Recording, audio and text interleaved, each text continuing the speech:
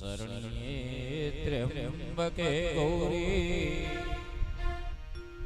मा नारायणी नमस्तुते। मंगलम भगवान शंभो मंगलम वृषभध्वज मंगलम पार्वतीनाथो मंगलायतनो हर। मंगलम भगवान विष्णु मंगलम गरुड़ध्वज मंगलम पुंडरीकाक्ष मंगलायतनो हरि। गुरुर्ब्रह्मा गुरुर्विष्णु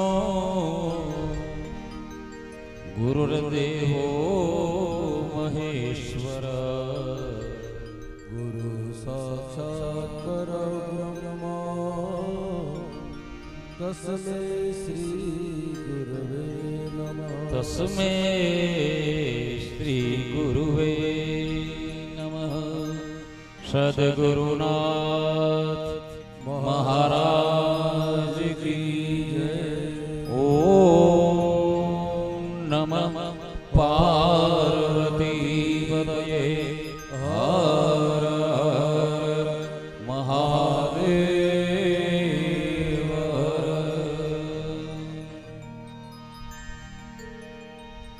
हाजर सजनो व्यासपीठ ઉપરથી આપ સૌને મારા હૃદયપૂર્વક મહાદેવ महादेव તો શિવ હરે શિવ હરે સાંબ સદા શિવ શિવ હરે રે गाओ शिव हर रे गाओ शिव हर रे सांब सदा शिव शिव हर रे। हे गाओ शिव हरे रे शिव हरे रे सांब सदा शिव शिव हरे रे।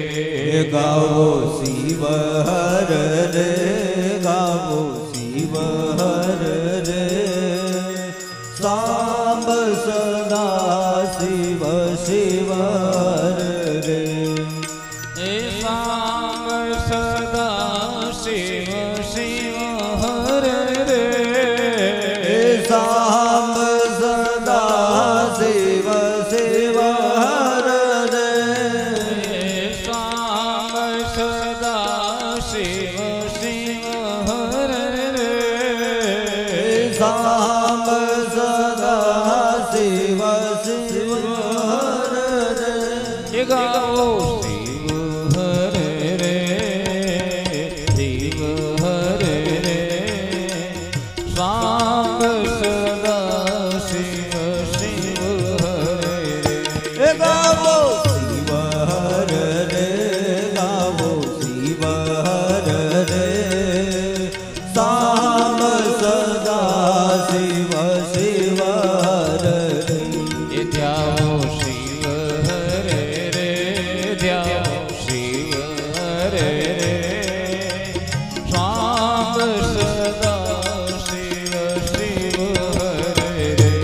गावो शिव हर रे गावो शिव हर रे सांब सदा शिव शिव हर रे। सांब सदा शिव शिव हरे रे सांब सदा शिव शिव हर रे सांब सदा शिव शिव हरे रे सांब सदा शिव शिव हर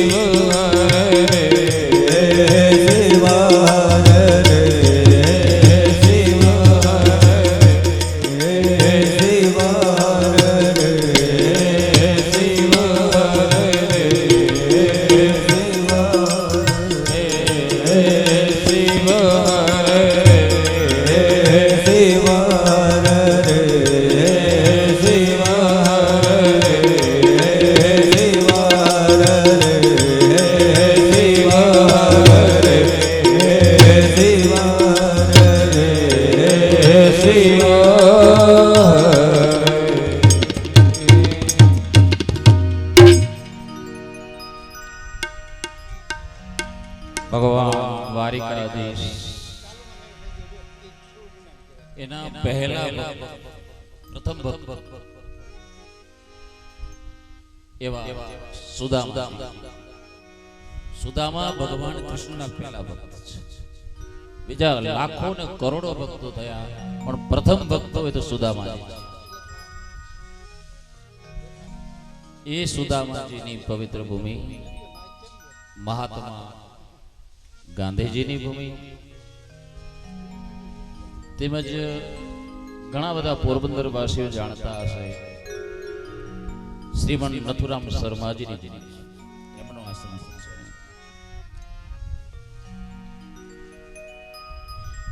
એવી પવિત્ર ભૂમિની અંદર આપણને આ અનુષ્ઠાન કરવાની તક મળી છે. એ ભગવાન શિવજીની પરમ કૃપા કહેવાય.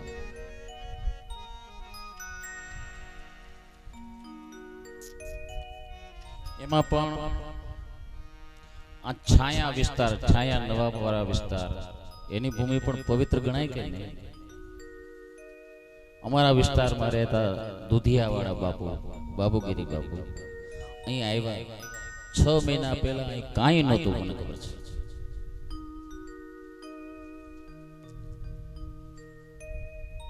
તેઓ અહીં આવ્યા, એ આ ભૂમિના કંઈક સંસ્કાર. ત્યારબાદ છેલ્લા 20 દિવસથી તમે જુઓ છો કે પેલો યજ્ઞ બાપુએ કર્યો છે જપ યજ્ઞ. અખંડ હરિનામ સંકીર્તન, ભગવાન શ્રી રામનું નામ, રામજીની ધૂન અખંડ. એ યજ્ઞ છે, જપ યજ્ઞ કર્યો. સાથે સાથે બાપુએ બીજો યજ્ઞ કર્યો, એ અન્ન યજ્ઞ કહેવાય, ભૂત યજ્ઞ. દરરોજ 7-8 હજાર માણસને એ અન્નની આહુતિ આપતા હતા. મોટામાં મોટો યજ્ઞ છે અન્નદાન. એ પણ આ ભૂમિ ઉપર કર્યો. ને ત્રીજું આયોજન આ છે, આ જ્ઞાન યજ્ઞ છે. અને અમે તો આને શિવ કથાને પ્રેમ યજ્ઞ એવું નામ આપેલું છે. કારણ કે શિવ મહાપુરાણના પુષ્ઠે પુષ્ઠે, પાને પાને પ્રેમ છે ને પ્રસરેલો છે.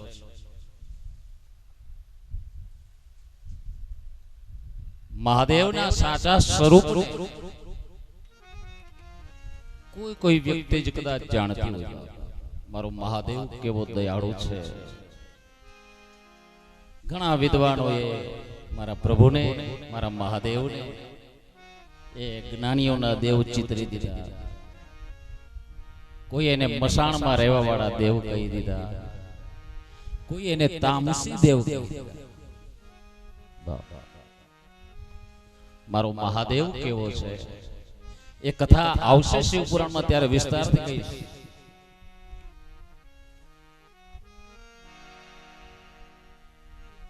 કેવો છે મારો પ્રભુ શિવ? ભગવાન શિવજીના આ પાસાને બહુ ઓછા લોકો જાણતા હશે. કેવા છે મારા મહાદેવ? જે મહાદેવને અમે અમારા સ્વામી માન્યા છે, જે મહાદેવને અમે અમારા ગુરુ માન્યા છે, જે મહાદેવને અમારા સર્વસ્વ માન્યા છે, શા માટે? કેવા છે? બેનો વધારે જાણતી હોય. બહેનોને નાનું બાળક હોય, 1.5 વર્ષનું, 2 વર્ષનું, 2.5 વર્ષનું, 3 વર્ષનું નાનું બાળક હોય, એ બાળક ક્યારેક ક્યારેક પોતાના વસ્ત્રની અંદર, પોતાના કપડાની અંદર મળમૂત્ર કરી લે. ત્યારે બાપ છે ને એ નાકનું ટેરવું ચડાવે કરો, અને ફીંગડી પકડીને કદાચ ટેરવું ન ચડાવે તો ફીંગડી પકડીને પોતાની પત્નીને આપી દે કે આને સાફ કર.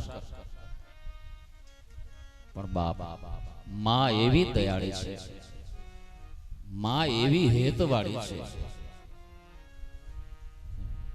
પોતાના દીકરાને એના મળ સામું માં નથી જોતી કે આ મળમૂત્રથી ભરેલો છે. ઈ માં એ મળમૂત્રથી ખરડાયેલા પોતાના બાળકને પોતાના ખોળામાં લઈને સાફ કરે. એને પછી સ્વચ્છ કપડા પહેરાવે. ધ્યાન દેજો બાપ, કેવો છે મારો મહાદેવ. એને ચોખ્ખું કરે બાળકને, અને બાળકને સ્વચ્છ નવા કપડા પહેરાવે. એવા કપડા પહેરાવેલા બાળકને ચૂમી લેવાનું આપણને મન થાય, એને વાલ કરવાની ઈચ્છા થાય. શિવ મહાપુરાણની અંદર મારો મહાદેવ પોતાના મુખથી કહે છે, સ્વમુખથી શું કહે છે કે યોગ્યાનામ મદભક્તાનામ કારુણ્યામ પરમેશ્વર પ્રસિદ્ધતી ન સંશય વિગ્રહ્ય વિવિધાન મલા. પરબતભાઈ મારો બાપ શું કહે છે, મહાદેવ શબ્દ શું કહે છે? અયોગ્યાનામ મદભક્તાનામ. ભગવાન શિવજી કહે છે કે મારો કોઈ ભક્ત અયોગ્ય હોય, અયોગ્યાનામ મદભક્તાનામ, કોઈ અયોગ્ય બાળક હોય, મળમૂત્ર એટલે કે એના પાપ અને પુણ્યથી ખરડાયેલો હોય, કર્મથી ખરડાયેલો હોય. બાપ આ જગતનો કોઈ પણ દેવ જ્યાં સુધી તમારા કર્મ સમાપ્ત ન થાય ત્યાં સુધી અપનાવતો નથી. કર્મ સાફ થાય તમારા પછી જ તમને દર્શન આપે. પણ મારા મહાદેવની વિશેષતા તમે જોજો બાપ, જેની કથા આપણે ગાવાની છે. ભગવાન સ્વમુખે કહે છે મારા પ્રભુ શ્રી અયોગ્યાનામ મદભક્તાનામ કારુણ્યાહમ પરમેશ્વર. મારો કોઈ ભક્ત માં પાર્વતીને કહે છે આ શબ્દો ભગવાન શિવ કે દેવી મારો કોઈ ભક્ત એ કર્મ રૂપી મળમૂત્રથી ખરડાયેલો હોય, અયોગ્ય હોય, લાયક ન હોય, છતાં પદ જે છે ભગવાન શિવનું એ અનુગ્રહ કરવાનું જ એકમાત્ર કાર્ય છે. દયા જ એ પરમાત્મા શિવનું મુખ્ય સ્તોત્ર છે. એના કારણે જેમ જગતમાં જન્મેલી સ્ત્રી એક બાળકને જન્મ આપે, એનું બાળક બળમૂત્રથી ખરડાયેલો હોય, જેમ એ સ્ત્રી છે એ પોતાના બાળકને ખોળામાં લે ને, એમ મારા ભક્તને હું મારા ખોળામાં લઈને હું સાફ કરું છું. બતાવો આવો કોઈ દેવ હોય તો બાપ. યોગ્યાનામ મદભક્તાનામ કારુણ્યામ પરમેશ્વર પ્રસિદ્ધતિ ન સંશય વિગ્રહ્ય વિવિધાન મલા. વિગ્રહ્ય વિવિધાન મલા. બાળક તો મળ અને મૂત્રથી જ ખરડાયેલું હોય, પણ આ જીવાત્મા ઘણા પ્રકારના કર્મથી ખરડાયેલું હોય, ઘણા પ્રકારના મળથી ખરડાયેલું હોય. જગતમાં જન્મી જન્મી સારા નશા કર્મ કરી કરી અને આ જીવાત્મા સંપૂર્ણપણે ગંદકી યુક્ત બની ગયો હોય, એવું જીવ પણ હે દેવી જો મારા શરણમાં આવે છે તો જેમ એક માં પોતાના બાળકને સાફ કરે ને, એમ મારા ઘોડામાં લઈ અને મને સાફ કરું છું. આ મારો મહાદેવ છે. એની કથા આપણે ગાવાની છે. હમણાં જ થોડા સમય પહેલા જ અહીં આ વિસ્તારમાં શિવ કથા થઈ હતી. આજે જ કોઈ મને કહેતો તો શિવ કથા વારે વારે શા માટે, કથાઓ વારે વારે શા માટે સાંભળવું? કથાથી ફાયદો શું થાય પરબતભાઈ?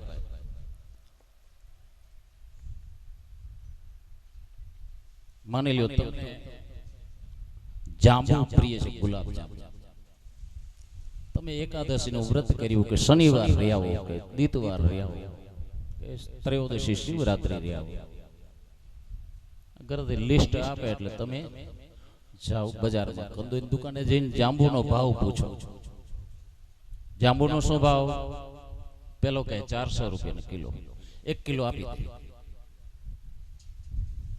1 કિલો જાંબુ તમે ખરીદ કરો.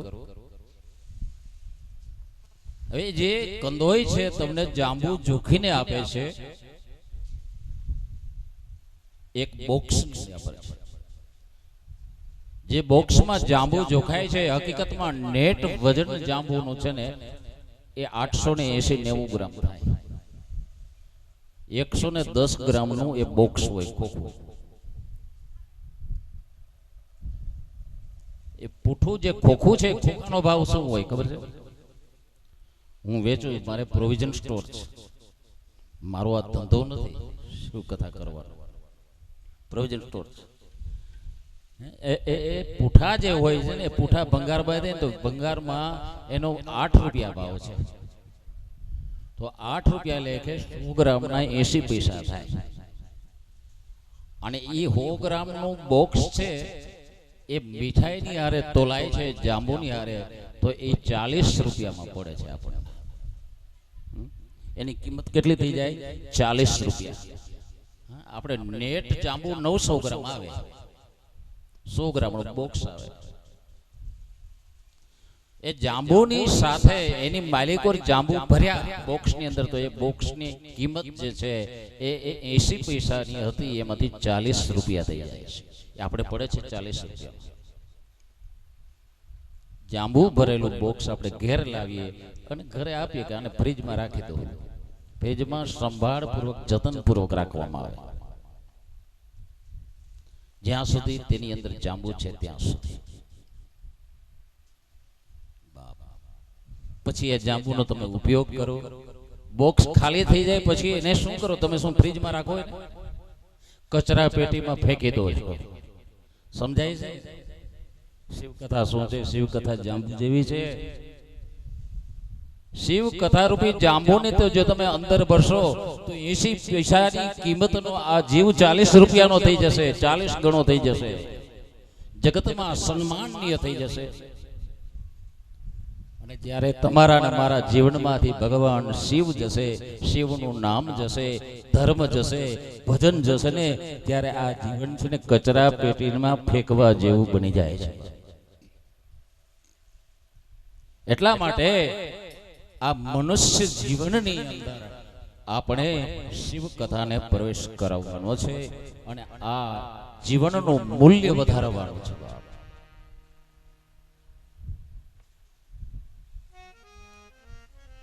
જગતમાં સગર રાજા જ્યારે થયા, જાણો છો આપ સૌ,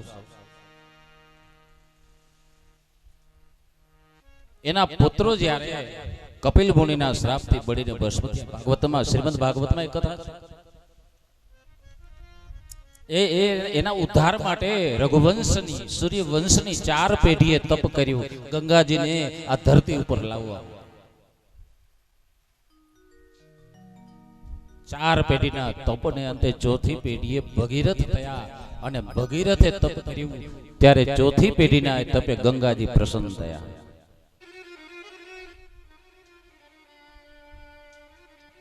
ગંગાજી પ્રસન્ન થયા. ગંગાજી ભગીરથને કહ્યું કે શું ઈચ્છે છે તું? કે તમે અહીં પધારો જમીન ઉપર, ધરતી ઉપર, ભારતની ભૂમિ ઉપર. હું આવું તો ખરી, પરંતુ મારા વેગને, ગંગાજી કહે છે ભગીરથને, મારા વેગને સહન કરે એવું કોઈ નથી. હું આ ધરતીને ચીરની પાતાળમાં જતી રહું. કઈ રીતે? ત્યારે ભગીરથે ગુરુજીનું શરણ લીધું, વશિષ્ઠજીનું. વશિષ્ઠજી, મારે શું કરવું ગુરુજી? ત્યારે ગુરુજીએ માર્ગ બતાવ્યો, જા મહાદેવના શરણે. ગંગાજીના વેગને ધારણ કરે એવું કોઈ 3 લોકમાં હોય તો એક જ છે, માત્ર મહાદેવ. મહાદેવનું 6 મહિના સુધી ભજન કર્યું છે ભગીરથે. ભગવાન શિવ પ્રસન્ન થયા અને જટાની અંદર ગંગાજી ઝીલી લીધા છે. હિમાલયના જે શિખર ઉપર ભગવાન શિવજીએ ગંગાજીને પોતાની જટામાં સમાવ્યા ને, એ શિખર નામ ગંગા અવતરણ શિખર છે.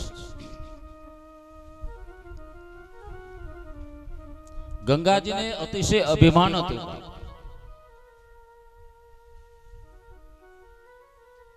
આ ગંગાજી છે કોણ? કોઈ વૈષ્ણવ હોય તો માફ કરજો બાપ. ગંગાજી કોણ છે? વૈષ્ણવ યમુનાજીને માને, ગંગાજીને ન માને.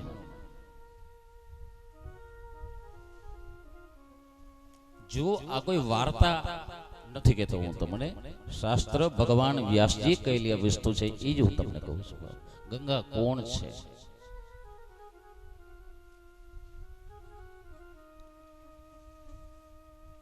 જય શ્રી કૃષ્ણ કરે પણ જય ગંગા ન બોલે, હર ગંગે ન બોલે.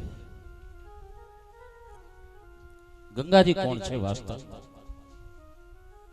ભગવાન શ્રી વ્યાસજીના શ્રીમુખના શબ્દો છે, એમની આ કલમ છે. ભગવાન વ્યાસજી લખ્યું છે કે એક વખત દેવ સભા, દેવલોકની અંદર દેવ સભા ભરાણી છે. ત્રણેય લોકના હિત માટેની ચર્ચાઓ દેવોમાં આપસમાં થતી હતી. સ્વર્ગની સ્વરકાર જેને કહેવાય, એમાં ઘણી બધી ચર્ચાઓ થઈ. સમય બચ્યો અને દેવ લોકો કહે છે કે હવે આ સમય બચ્યો છે એનો સદ ઉપયોગ કઈ રીતે કરવો. એટલે કોઈ ગીત નૃત્ય થઈ જાય, આમ દેવો કહેવા લાગ્યા. સંગીત સાંભળવું છે. તો એ સભાની અંદર ભગવતી માં શારદા હાજર હતા. મુખ્ય સિંહાસન ઉપર ભગવાન શ્રી કૃષ્ણ અને રાધાજી હતા. એક બાજુના સિંહાસન ઉપર ભગવાન શંકર પાર્વતીજી સાથે બિરાજમાન છે. એક બાજુ સિંહાસન ઉપર બ્રહ્મા સાવિત્રીજીની સાથે બિરાજમાન, ઇન્દ્ર સતી દેવી સાથે, વરુણ તોયાલિકા દેવી સાથે, અગ્નિ સ્વાહા સાથે, પિતૃહવ સ્વધા સાથે, આ બધા જ સપત્નીક બિરાજમાન. ભગવાન શિવ અને પ્રમુખ સ્થાન ત્યારે ભગવાન કૃષ્ણ નહોતું. ત્યાં આપણે કોઈ ટ્રસ્ટની કે રચના કરીને એના ડીડની અંદર એ ઉલ્લેખ આવે કે 50 સભ્યોનું એક મંડળ હોય, એમાં 25 સભ્ય થાય તો એ સભાનું કામકાજ આગળ ચલાવી શકે. તો કોરમ પૂરું થયું કહેવાય. એમાં ઠરાવ મૂકવામાં આવે કે આજની સભાનું પ્રમુખ સ્થાન પહેલા પરબતભાઈને આપવામાં આવે છે. ઠરાવ મૂકતા હતા કે રણજીતભાઈ, ટેકો હતા કે રામભાઈ. આમ એમાં ઠરાવ બુકની અંદર એ ઠરાવ પાસ કરવા પડે.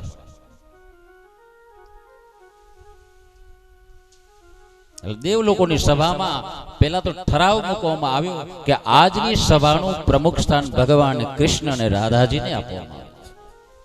ઠરાવ મૂકનાર કોણ? કે ભગવાન શિવ શંકર પોતે, અને બ્રહ્માજીએ ટેકો આપ્યો છે.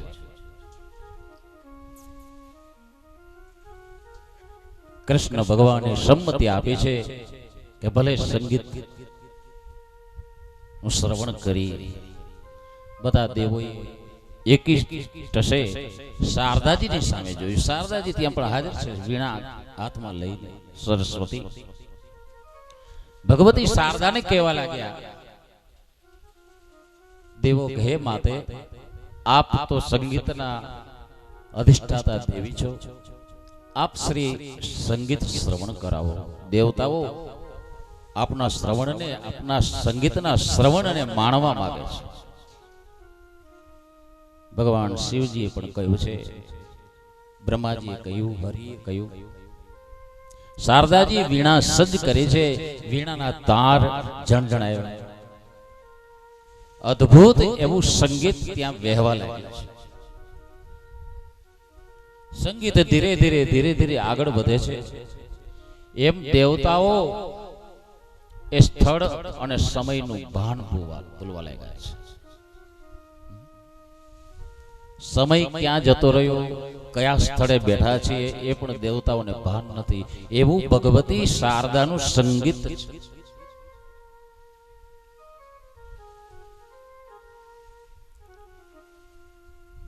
ત્યારબાદ બધા દેવો શબ્દની શોધ કરે છે કે આના વખાણ કરવા કેમ. એટલામાં શારદાજીએ સંગીતને વિરામ આપ્યો. ત્યારબાદ ઘણા સમય પછી દેવો, બધા જ દેવો એની અસરમાંથી બહાર આવ્યા છે. પરસ્પર કહેવા લાગે કે અહો સંગીત, અહો શારદાની વીણા, અજોડ છે.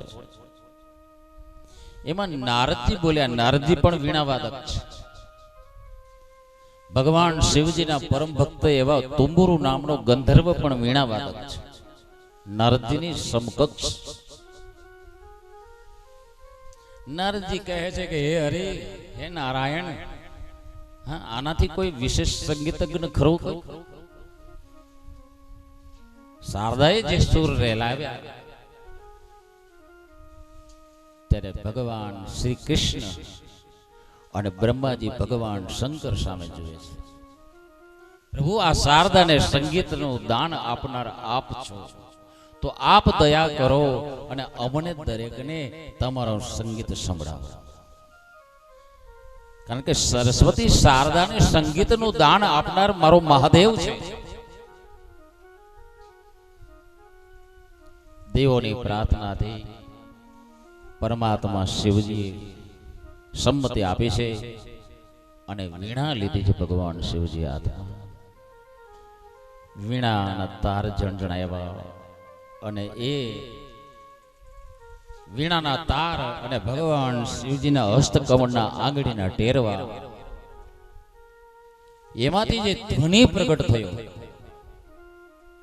એમાંથી જે સંગીત નીકળ્યું, દેવતાઓ ત્યારે શારદાજીના વીણા વાદન વખતે સ્થળ ભાન ભૂલ્યા, સમય ભાન ભૂલ્યા, પણ મારા મહાદેવની વીણાના નાદથી કરી, એ સંગીતથી કરી અને દેવતાઓ એ સ્થળનું ભાન ભૂલ્યા, સમયનું ભાન ભૂલ્યા અને શરીરનું પણ ભાન ભૂલ્યા.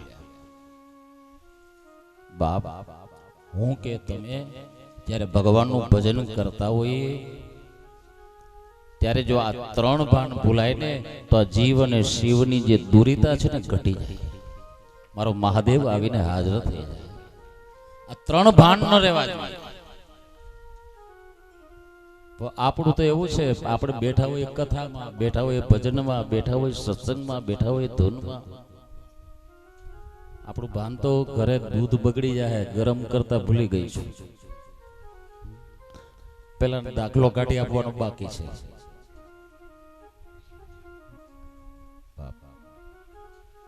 ત્રણ ભાન ભૂલાવા જોઈએ: સમય, સ્થળ અને શરીર. દેવતાઓ ત્રણે ત્રણ ભાન ભૂલી ગયા. આ શબ્દો દેવી ભાગવતના હું તમને કહું છું.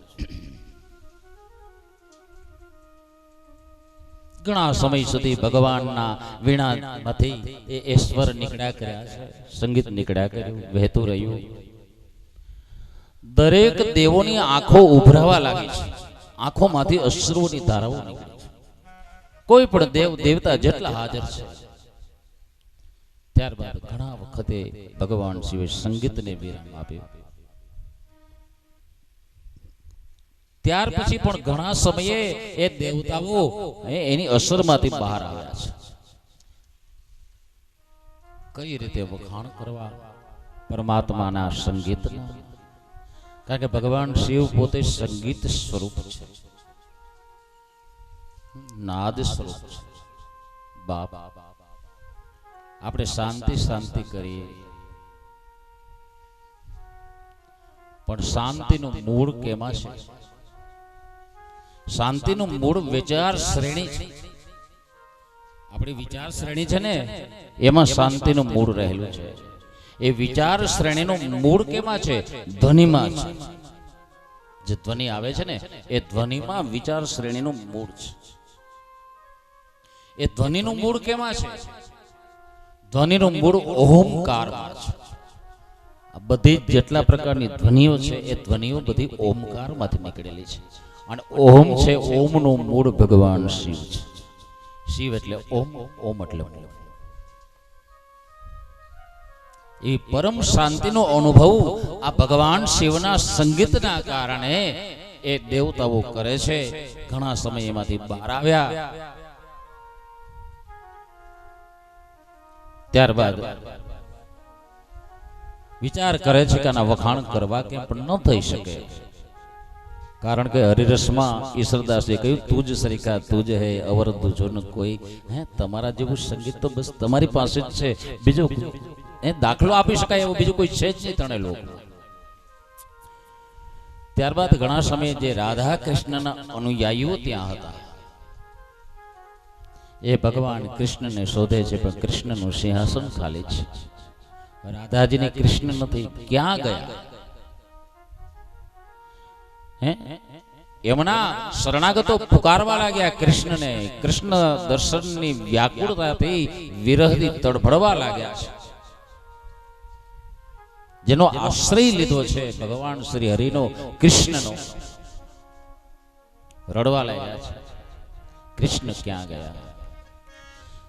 એ પાછા જેવા તેવા વૈષ્ણવો નથી, એ પરમ વૈષ્ણવો છે.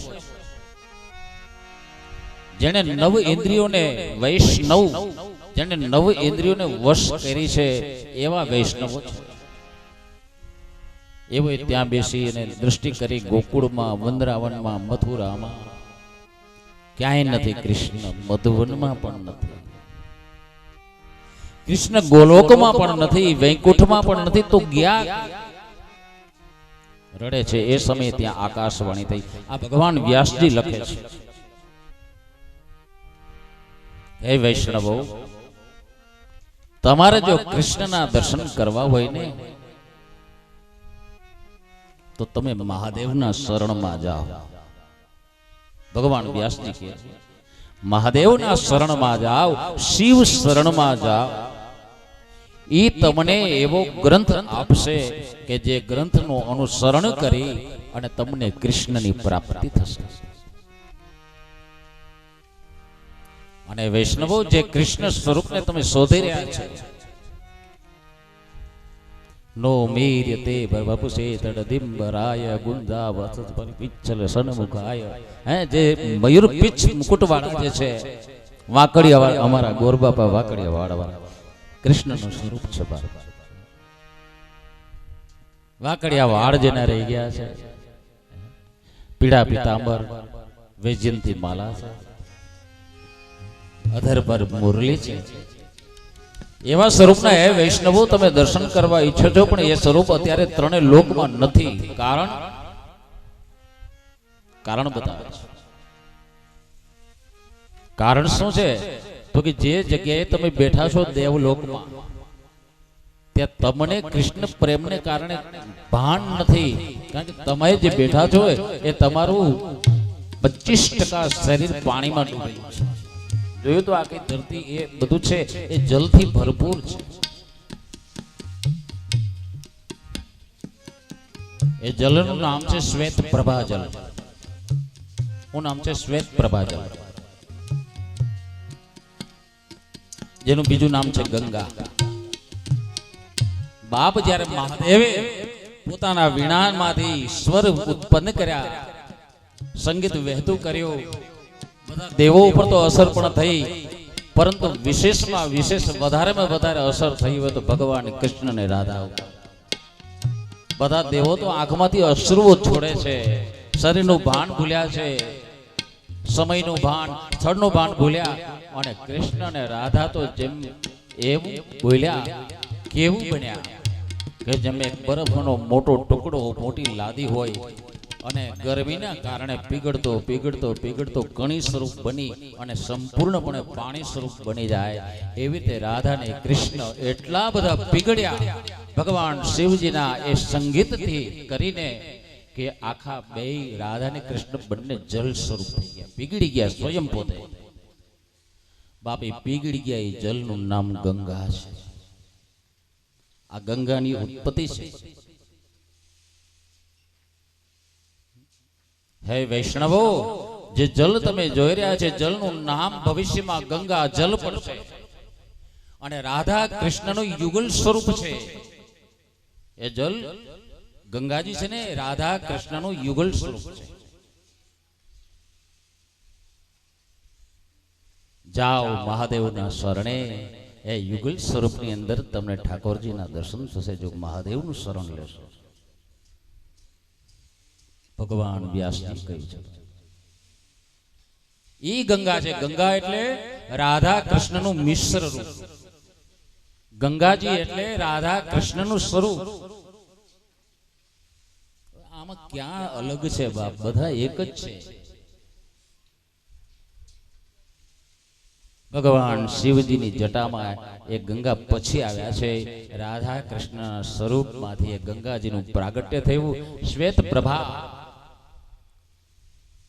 ભગવાન શિવજીના હસ્તકમળના ટેરવા, ભગવાન શિવજીના નેત્રો નું જલ પણ એમાં પડેલું છે. એ જલનું નામ શ્વેત પ્રભા દેવોએ પાડ્યું છે. ત્યારબાદ શ્રી હરિના ચરણમાં સમાયું. આપણે ઘણા વિદ્વાનોને પ્રશ્ન કરે ગંગાજી આવ્યા ક્યાંથી? કે સ્વર્ગમાંથી આવ્યા. સ્વર્ગની નદી ગંગા કહેવાય. રઘુવંશીઓની પેઢીની ઉપાસનાના કારણે. એની પહેલા ક્યાં હતા? આકાશ ગંગા જે બન્યા એની પહેલા ક્યાં હતા? કે બ્રહ્માજીના કમંડલું હતા. બ્રહ્માજીના કમંડલું પહેલા ક્યાં હતા? તો કે ભગવાન વિષ્ણુના ચરણમાં. એટલે તો વિષ્ણુપદી કહેવાના. પણ વિષ્ણુના ચરણમાં આવ્યા પહેલા ક્યાં હતા? એના મૂળમાં જઈએ તો પહેલા અહીં હતા. ક્યાં? સ્વર્ગમાં, દેવલોકની અંદર રાધા કૃષ્ણ સ્વરૂપે એ જલ બની ગયા. એ સ્વરૂપમાં હતા. એ જલ સ્વરૂપ બનેલું એ જલ ગંગા ભગવાન વિષ્ણુના ચરણમાં સમાયું. ચરણમાં તે દેવો ઉપરની અનુકંપાના કારણે હરિએ પ્રગટ કર્યું. બ્રહ્માજીએ કમંડલુમાં લીધું. કમંડલુમાંથી લાવ્યું. સ્વર્ગની નદી બન્યા અને ભારતની ભૂમિના સૂર્યવંશના રાજાઓની ભક્તિના કારણે, ભજનના કારણે આ ભારતની ભૂમિ ઉપર આવ્યા. એ ગંગાજી હરિદ્વાર ગયા તમે ક્યારે?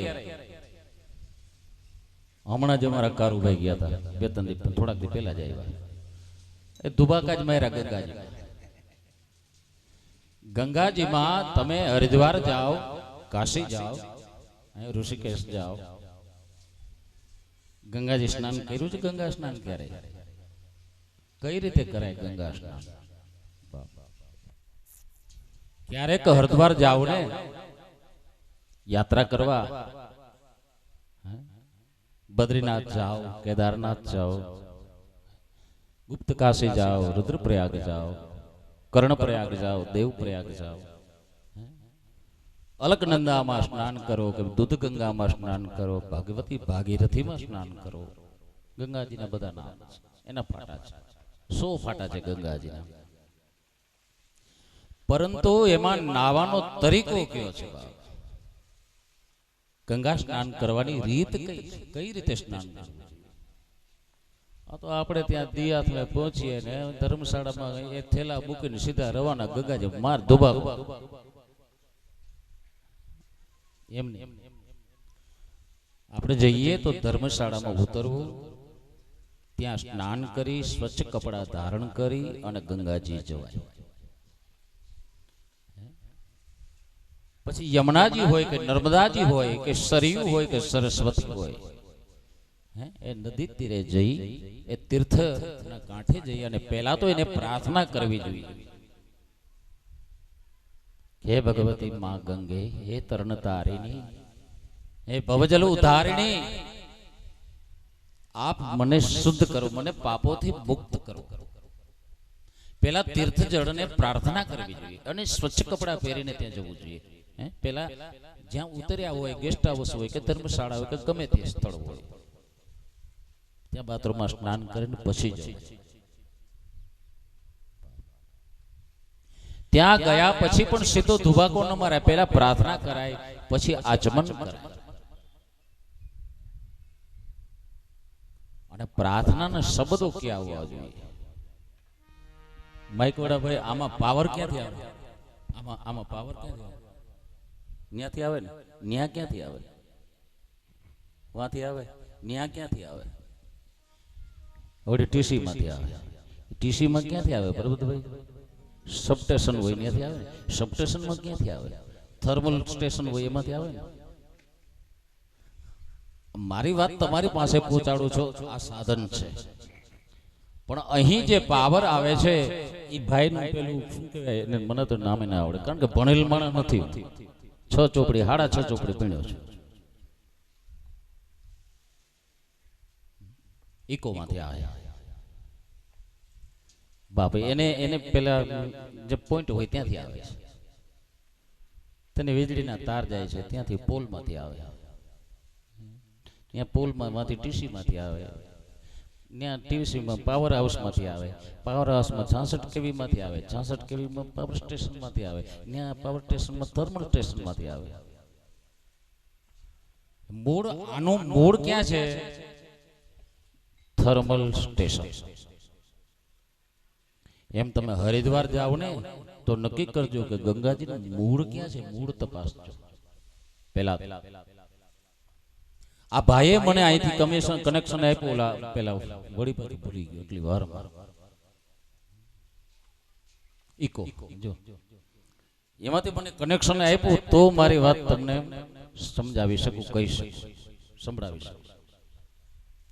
એમ હરિદ્વાર જાઓ ત્યારે નક્કી કરજો કે હે માં ગંગા તું ક્યાંથી આવે છે? કે ઋષિકેશમાં. હરિદ્વારમાં ક્યાંથી આવી? ઋષિકેશ. ઋષિકેશમાં ક્યાંથી આવી? ગઢવાલ શ્રીનગર. ગઢવાલ શ્રીનગરમાં ક્યાંથી આવી? કે બદ્રીનાથ. બદ્રીનાથમાં ક્યાંથી આવી? કે ગંગોત્રી યમનોત્રી. ગંગોત્રીમાં થી પ્રાગટ્ય થાય છે ગંગાજી. એ પ્રગટ થઈ અને વહેતી વહેતી તીર્થના જળને પાવન કરતી, ત્યાંના જીવોને પાવન કરતી કરતી હરિદ્વારમાંથી પ્રસાર થાય છે. એક વખત તો ત્યાં પેલા કાંઠે ઊભી એનું આચમન કરી અને એને પ્રાર્થના કરી કે હે માં, હે ગંગા, તું અહીં આવી છે, તારું મૂળ ગંગોત્રી જમનોત્રીમાં છે, પણ ગંગોત્રીમાં ક્યાંથી આવી? મારા મહાદેવની જટામાંથી આવી છે. બાપ, એનું કનેક્શન ગંગાજીનું ઉત્પત્તિ સ્થાન મારા પ્રભુની જટા છે. હે માં, તારો સંબંધ મારા પ્રભુની સાથે છે. તો હે માં, જેમ પેલા ભાઈ ઈકો વાળાએ આ મારા માઇકનું કનેક્શન જોડી દીધું પેલા ઈકો સાથે, એમ હે માં ગંગા, મારું કનેક્શન મારા મહાદેવ સાથે તું જોડી દે. આમ કહીને તમે નાજો, આમ કહીને સ્નાન કરજો, આમ પ્રાર્થના કરજો, હે માં, મારો સંબંધ પણ ભગવાન શિવ સાથે તું જોડી આપ, તો ચોક્કસ તીર્થયાત્રાનો પૂર્ણ ફાયદો મળશે. એ ગંગા વહી છે ક્યાંથી? મારા પ્રભુની જટામાંથી.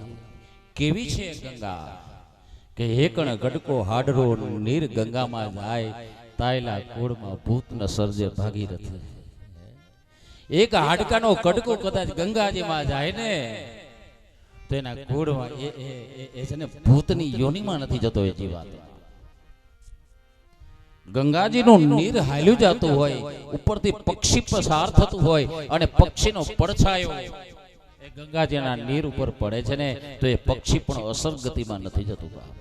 એવું ગંગાજીનું મહિમા છે. કારણ શું છે?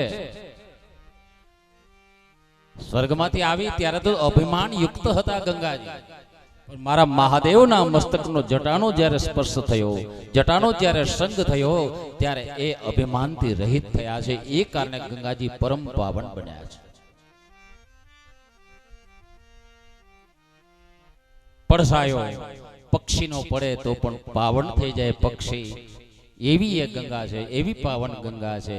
એ ગંગોત્રીમાંથી ઉત્પન્ન થઈ વહેતી વહેતી તીર્થોમાં વહેતી વહેતી હરિદ્વાર આવે, હરિદ્વારથી કાશી જાય, કાશીથી ક્યાં જાય? બિહારમાં જાય, ગયાજી જાય, ત્યાંથી ક્યાં? ગંગા સાગર જ્યાં છે ત્યાં સાગરની અંદર સમાઈ જાય છે. ઉત્પત્તિ એની ઉત્તર પ્રદેશમાં છે અને સમાપન એનું બિહારમાં છે. બાબા, એવી ગંગા છે, મહાપાવનકારી પવિત્ર ગંગા છે. એવી એક બીજી ગંગા મારા મહાદેવના કારણે જ પ્રગટ થયેલી છે. પ્રભુ શિવના શ્રી મુખમાંથી ગંગા પ્રગટ થઈ છે. પેલી ગંગા છે જે અત્યાર સુધી આપણે એની વાત કરી, એ ગંગા તો આપણે હરિદ્વાર જઈએ, શ્રી કાશી જઈએ, બદ્રી કેદાર જઈએ તો તેમાં સ્નાન કરવાની તક મળે. પણ બીજી એક ગંગા મારા મહાદેવના શ્રી મુખમાંથી પ્રગટ થયેલી છે. એ ગંગાનું નામ છે શિવ કથા ગંગા, આ જ્ઞાન ગંગા. એ ગંગાનું તમે આવાહન કરો તો તમારા આંગણે આવે. પેલી ગંગામાં એક હાડકું નાખો તમારા સ્વજનનો તો એ હાડકું જેનું નાખ્યું છે એ સ્વજન છે એ નરકમાં નથી જતો પણ એની સ્વર્ગની પ્રાપ્તિ થઈ જાય. પણ આ ગંગા જે તમને હું કહેવા માંગુ છું એ ગંગા કેવી છે બાપ? જે ગંગાનું નામ છે શિવ કથા ગંગા. કેવી છે? આપણે મોટે ભાગે ભાગવત સપ્તાહ થાય પિતૃ મોક્ષમાં, મુક્તિના દાયક મારા મહાદેવની વાત તમારી પાસે પહોંચાડવા ઈચ્છું છું. તમારા આખા કુટુંબ હોય, 100 ખોયડા હોય તમારા કુટુંબના, અને 100 ખોયડાની અંદર એક જીરો લગાડી દો તો 1000 થાય. 1000 જીવાત્માઓની સંખ્યા થાય. એ 1000 લોકોના પરિવારમાંથી માત્ર એક વ્યક્તિ, માત્ર એક જ વ્યક્તિ જો ભગવાન શિવની કથાનું પાન કરે તો બાકીના એના જે 1000 ભાઈઓ બહેનો વડીલો છે એ બધાને મુક્તિ મળી જાય છે. અન્ય પુરાણો તો જે સાંભળે એને મુક્તિ મળે. શાસ્ત્ર પ્રમાણ છે, ભાગવત કહે છે, ગોકર્ણજીએ કથા કહી, ધુંધુકારીએ વાંસમાં બેસીને સાંભળી તું તર્યો, પરંતુ બીજા શ્રોતાઓ નથી તર્યા. ફરીથી ભાગવત કર્યું. આજે પણ ભાગવત મોક્ષ આપે જ છે, શંકાને સ્થાન જ નથી એમ. જે સાંભળે તેને. પણ શિવ મહાપુરાણની વિશેષતા હું તમને બતાવવા ઈચ્છું છું કે તમારા પરિવારમાંથી, તમારા કુટુંબમાંથી માત્ર એક જ વ્યક્તિ ભગવાન શિવની કથાને જો સાંભળે છે તો એની 71 પેઢીને મુક્તિ મળી જાય છે. ઈ કથા છે. કુલમેવા અજરા અમર, એ કથા છે. જેમ ગંગોત્રીમાંથી વહેલી ગંગા ગંગા સાગરમાં જઈને સમાય છે, એમાં આ જ્ઞાન ગંગા છે. મારા પ્રભુ મારા મહાદેવની કથા છે.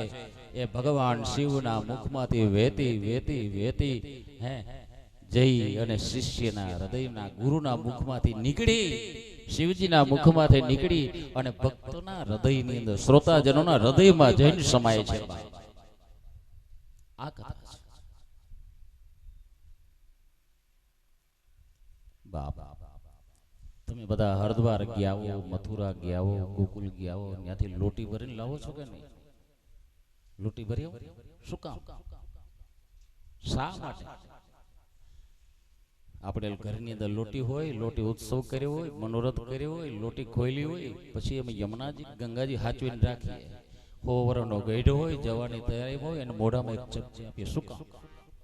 એને સદગતિ મળે એટલે. ગંગાજીમાં તો નીર અગાધ હોય, પણ આપણે પાત્ર લઈને જાય અવળીક લોટીનું. ગંગાજીમાં કેટલું પાણી હોય? દરિયા જેટલું હોય. કેટલું પાણી છે એનો આપણે વિચાર નથી કરતા, પણ આપણા પાત્રનો વિચાર કરીએ. આપણી પાસે પાત્ર કેટલું છે? 1 નું છે, 200 નું છે, 500 નું છે, 10 નું છે. એટલું જ ગંગાજળ આપણે લાવીએ. એની પાછળનો આપણો હેતુ, જ્યાં જગત છોડી ને જવા વાળો જીવ તૈયાર થયો હોય એને સદગતિ મળે, એ હેતુથી આપણે ગંગા જમનાજી હાચવીને રાખીએ. એને જમનાજીનું ચમચી આપીએ, એને ગંગાજીને ચમચી આપીએ.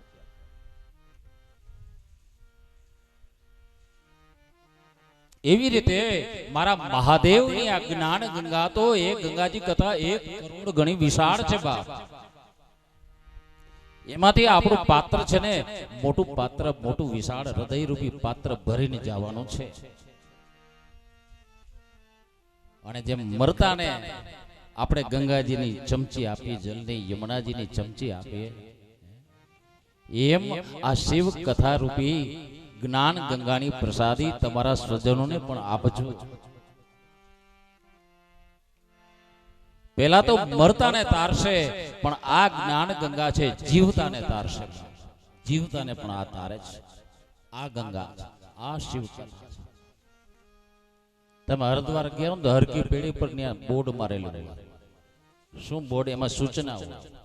અથવા તો કોઈ ત્યાં પવિત્ર બ્રાહ્મણ હોય, એ બ્રાહ્મણો તમને કહે, ગોરબાપા હોય સાથે, એ તમને કહે ધ્યાન રાખજો પ્રવાહ બહુ તેજ છે, સાંકળ પકડી રાખજો નકર તણાઈ જશો. અથવા તો તમારા પતિનો હાથ પકડી રાખજો, તમારા દીકરાનો હાથ પકડી રાખજો, તમારા પપ્પાનો બાપનો હાથ પકડી રાખજો, તમારા ગુરુજીનો હાથ પકડી રાખજો. પકડી ના જો તણાઈ જશો તો મરી જશો, તણાઈ જશો તો ડૂબી જશો, ડૂબી જશો તો મરી જશો. આ ગંગાજીમાં આપણે ત્યાં જઈએ હરદ્વાર તો સાંભળવા મળે ક્યાંક ક્યાંક એ શબ્દ. પણ બાપ, મારા બાપની કથા, મારા મહાદેવની કથા એવી છે, આમાં જો તમે ડૂબી જશો ને તો તરી જશો. આમાં ડૂબવાનું છે આપણે આવતા દિવસોમાં. પેલી ગંગામાં તો ડૂબશો તો મરશો, અને આમાં જો ડૂબશો ને તો તરશું. એ ગંગા છે, એ ગંગાની કથા મારે તમને કેવી છે. આપણા બાબુગીરી બાપુએ આ 2 યજ્ઞ કર્યો, ત્રીજા યજ્ઞનો પ્રારંભ કરવા માટે એમની આજ્ઞા મળી છે. મને ને તમને આ કથા પાન કરવા અને કથા કહેવા માટે જે તક આપી છે, એ બદલ બાબુગીરી બાપુને લાખ લાખ ધન્યવાદ છે કે આપણને આવો અવસર આપ્યો છે પ્રભુ શિવજીની કથાનું પાન કરવા માટે, પ્રભુ શિવજીની કથા કહેવા માટે. બીજું તમને કહું કે આ કથાથી શું થાય? ભાઈઓને બહુ અનુભવ ન હોય બાપ, બરોબર? બહેનો જાય કેમાં? ઓલી બ્યુટી પાર્લરમાં. બ્યુટી પાર્લરમાં જાય શું કામ જાય? આ નેણ વ્યવસ્થિત કરાવવા, અને માથાના વાળ સફેદ થઈ ગયા હોય તો કાળા કરાવી દઈએ. આમ એ બેન બહાર નીકળે બ્યુટી પાર્લરમાં તો આખું ચેન્જ થઈ જાય, સ્વરૂપ ચેન્જ. લ્યો, એવું બ્યુટી પાર્લર છે અમારી પાસે દરેક માટે, માત્ર બહેનો માટે નહીં, ભાઈઓ માટે પણ. બ્યુટી પાર્લરના સંચાલક જે તે હોય તે વ્યક્તિ એમાં જનાર એના સાજ શણગાર આખા કરી આપે છે, જેથી કરીને સુંદર દેખાય છે. પણ એ સાજ શણગાર બ્યુટી પાર્લર વાળા કરે છે ને, શરીરનો કરે છે. પણ મારા મહાદેવનો આ બ્યુટી પાર્લર એવું છે બાપ, એની અંદર આવે ને તો એને આત્માના સાજ શણગાર કરી દે. બાપ આવી તો જોજો, આ બ્યુટી પાર્લર છે બાપ. તમારા મારા આત્માના સાજ શણગાર આખા બદલાવી દે બાપ. આ શિવ કથા છે, આ શિવ. એક તો નવખંડ ધરતી છે, એમાંનો આપણો ભરતખંડ પાવન ભૂમિ છે, ભારતની ભૂમિ. ભારતની ભૂમિમાં પણ ઉત્તરાખંડ એ અતિશય પવિત્ર છે. લખનૌ થી 100 કિલોમીટર દૂર ઉત્તરાખંડની રાજધાની અત્યારે, જ્યાં યોગી આદિત્યનાથનું રાજ અત્યારે છે. એ લખનૌ થી 100 કિલોમીટર દૂર એક સ્થળ છે. એ સ્થળ છે એ પ્રયાગરાજની અંતર્ગત આવે છે. પ્રયાગરાજ જેને કહીએ છીએ આપણે, તીર્થોનો રાજા કહીએ પ્રયાગરાજ. એ પ્રયાગરાજનું એડ્રેસ પરબતભાઈ હું ગયા છો અલ્હાબાદ ક્યારે? પ્રયાગરાજનું સરનામું તો કે અહીંથી ઉત્તર પ્રદેશમાં જાઓ, અલ્હાબાદ ને સીધી ટ્રેન મળે, જાઓ. પ્રયાગરાજ તીર્થોનો રાજા છે. શું કામ? પેલી વાત તો ભારતમાં 3.5 કરોડ તીર્થ છે. 3.5 કરોડનો રાજા, તીર્થોનો રાજા હોય તો એ પ્રયાગરાજ છે. શા માટે રાજા છે? તો કે આપણું જે ભાણવર છે ને, ભાણવરમાં 3 નદીનો સંગમ થાય એને ત્રિવેણી કહેવાય. 3 નદી જ્યાં મળતી હોય, સંગમ થતો હોય એને ત્રિવેણી કહેવાય, ત્રિવેણી સંગમ. એ રીતે પ્રભાસ પાટણમાં સોમનાથ પણ ત્રિવેણી સંગમ છે, ત્યાં 3 નદીનો સંગમ થાય, એ પણ પવિત્ર છે. પરંતુ એ ત્રિવેણી સંગમ જ્યાં થઈ રહ્યો છે ત્યાં મહાનદીનો થઈ રહ્યો છે. ગંગાજી, યમુનાજી અને સરસ્વતીજી, આ 3 મહાનદીઓનો સંગમ થતો હોવાથી એ તીર્થને મહાતીર્થ કહેલું છે, તીર્થોનો રાજા કહેલો છે. એવા તીર્થ એક બીજું તીર્થ છે મહાતીર્થ, તીર્થોનો રાજા. એ તમારા બધેની પાસે છે. એ મારે કેવું છે, પણ આવતા દિવસોમાં કેવું છે એનું સરનામું બતાવવું છે બાપ. શિવ પુરાણના મત અનુસાર ઘણી ઘણી વાતો આપણે 10 દિવસ સુધી કથામાં આપણે જાણવાની છે. ભગવાન કૃષ્ણ દેવકીજીના દીકરા છે, પણ યમુનાજી એ યશોદાજીના ધાવણને કેમ ધાવ્યા, એની પાછળનું ખરું રહસ્ય શું સાંભળ્યું છે ક્યારે? મનુ ને શત્રુપાની વાત કરે કે આગલા જન્મમાં તપ હતું, પરંતુ સત્ય હકીકત ખરેખર આ બધું સાચું છે, પરંતુ ખરેખર હકીકત કઈ છે કે કૃષ્ણ દેવકીજીના ઉદરે જન્મ્યા અને યશોદાજીના ધાવણને ધાવ્યા, એની પાછળનો ભેદ શું છે? એ ભેદ મારે તમને બતાવવો છે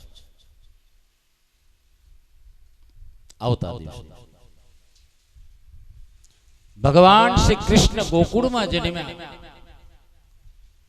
ભાગવતકારો એમ કહે, ભક્તિ મહારાણી અને નારદજીના સંવાદમાં ઉત્પન્નો છે દ્રવિડ દેશે, દ્રવિડ એટલે કર્ણાટક, એમાં ઉત્પન્ન થયા ભક્તિ રાણી, ભક્તિ માતા. પણ ગુર્જરો જર્જરામતી ગુજરાતમાં આવીને જર્જર બન્યા છે. ઉત્તર પ્રદેશમાં એ પુષ્ટ થયા ગોકુલ મથુરામાં. એમ કહે ગુજરાતમાં ભક્તિ નબળી પડી છે કહેવાનો અર્થ. આવું હોવા છતાં આપણું કૃષ્ણ જન્મો ક્યાં ગોકુલમાં, એ તો હકીકત છે, નિર્વિવાદ છે, મથુરામાં જન્મ્યા અને ગોકુલમાં નંદને તે ગયા, યશોદાજીને ત્યાં જવાનું કારણ શું? અને ગોકુલમાં જન્મ્યા છતાં ગુજરાતમાં આવ્યા એનું કારણ શું? હકીકતનું કારણ શું? એ કથા પણ મારે તમને કેવી છે 10 દિવસ આધાર પુરાવા સાથેની કથા. એવા ઘણા બધા રહસ્યો છે જે આપણા શાસ્ત્ર પુરાણોના, એ આપણે રહસ્યોને માણવા છે, જાણવા છે. તે એવું જે પ્રયાગરાજ છે, એ પ્રયાગરાજની અંતર્ગત લખનૌથી 100 કિલોમીટર દૂર એક ક્ષેત્ર રહેલું છે. એક ક્ષેત્રનું નામ છે નેમિષારણ્ય. બધી જ કથાઓ 18 પુરાણની પહેલા કથાઓ ત્યાં થયેલી છે. સુતજીએ એ બધી જ કથાઓ ત્યાં ગાયેલી છે અને 88,000 ઋષિ મુનિઓ ત્યાં સાંભળેલ છે. આજે પણ ભગવાન સૂતજીની ગાદી ત્યાં છે. જે જગ્યાએ બેસી અને 88,000 બ્રાહ્મણોને સૂતજી મહારાજે જે કથા કહી છે તે સ્થળ સૂત ગાદી તરીકે પ્રખ્યાત છે. ત્યાં ચક્ર તીર્થ છે કે જ્યાં બ્રહ્માજીએ બ્રહ્મલોકમાંથી ચક્ર છોડેલું અને ચક્ર દોડતું દોડતું દોડતું દોડતું આ નેમિષારણ્યમાં આવેલું, અને જે જગ્યાએ ત્યાં સ્ફટિક શિલા જેવી શિલા ઉપર લપસીને પડી ગયેલું, એ જગ્યાનું નામ ચક્ર તીર્થ છે. ત્યાં ચક્ર ફરતા ફરતા સ્નાન કરવાનું હોય છે આજે પણ.